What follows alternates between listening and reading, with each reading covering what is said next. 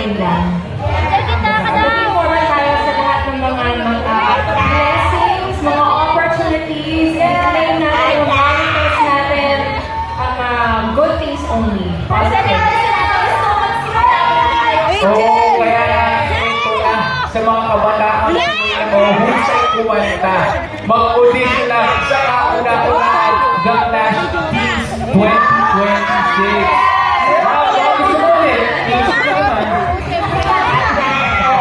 Siyempre sa kauna-unang pagkakataon po no, The Clash Teens 2026, ito po ay open sa lahat ng mga Filipino teenagers na may edad 14 to 19 years old with exemplary singing talent. Now, mag-send lang po kayo ng audition video. Self-introduction with one Tagalog song and one English song.